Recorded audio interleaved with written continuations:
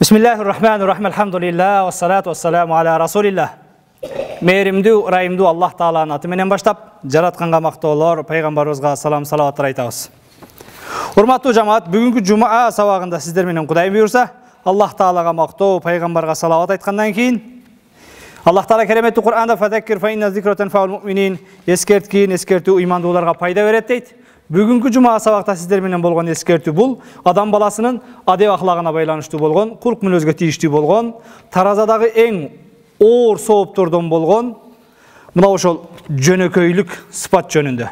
Же болбосом текебердиктин кесепети, текебердиктин жамандыгы, жөнөкөйлүктүн, кичипейликтин артыкчылыгы жана ошондой эле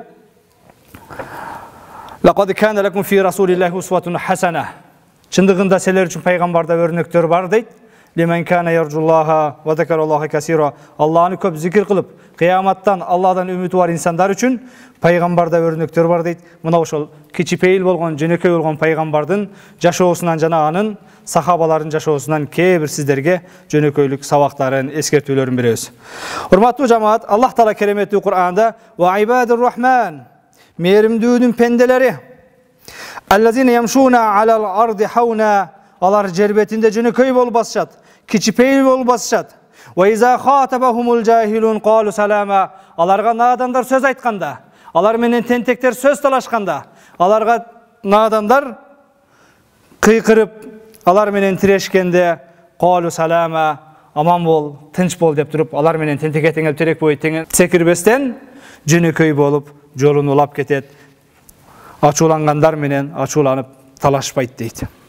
Пайгамбар саллаллаху алейхи ва саллям айтат, Аллах Таала хадиси кудсиде мындай деген: Ал-кибрияу ридаи вал азамату изари, фаман назаани фихима алқайтуху финнар ва ла убали. Текебердик, улуулук, менменсинүү, бул менин кийимдеримден болгон кийимим, ким менден аны талаша турган болсо, Кудайга кошулуп текебер болом, бой көтөрөм, куртай болом дей турган болсо, тозок менен азаптаймын, андан башка эч нерсе бербеймин дейт Аллах Таала. Текебердик, Аллах айтат, бул менин чепкеним, менин кийимим, яны текебердик, бул менин сыпатым деген сөз. Ким менин сыпаты менен сыпатталам десе, акыбетин тозокко тыгам дейт. Аллахтын жакшы сыпаттары менен сыпатталабыз десек болот. Аллах мээримдүү, ырайымдуу, кечиримдүүлүк, мээримдүүлүктө Аллахтын кээ бир сыпаттарын ала турган болсок болот. Ал эми мындай болгон текебердик башкада бул Аллахка гана жараша турган биз пенделер, алсыз пенделербиз. Анаби Хурайра радиаллаху таала анху qala алейхи салату вассалам, пайгамбар саллаллаху алейхи вассалам айтат: "Саласату ла юкаллимухумуллаху яумал кияма, ва ла юзаккихим, ва ла янзуру илейхим, ва лахум азабун азим." Үч түрдүү адам бар. Ал үч түрдүү адамга Аллах Таала кыяматта сүйлөбөйт. Ал үч түрдүү адамды Аллах Таала кыяматта күнөөлөрүнөн арулап тазалабайт. Ва ла янзуру илейхим, аларга карабайт. Валахум азабун азим, аларга Аллахтын улуу тозогу азабы бар. Алар шайхун занин, карыса дагы, жашы улгайып калса дагы зинаны токтотпогон аксакал.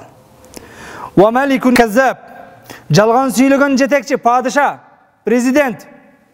Ва аилун мутакаббир, кедей болуп туруп, эч нерсеси жок болуп туруп, бой көтөргөн адам дейт. Урматтуу жамаат, үч түрдүү адам бар, Аллах кыяматта сүйлөбөйт экен, ал үч түрдүү адамга карабайт экен, ал үч түрдүү адамдын күнөөсүн кечирбейт экен, ал үч түрдүү адамды тозокко киргизет экен. Биринчиси мына ошол карыса дагы бузукулугун токтотпогон аксакал, жалган сүйлөгөнүн токтотпогон падыша, кедей болуп туруп, колуна эч нерсеси жок болуп туруп, өзүнчө текеберденген, бизде курук каранда деп коет, колунан эч нерсе келбесе дагы өзүнчө бой көтөргөн пенде. Кудай сактасын.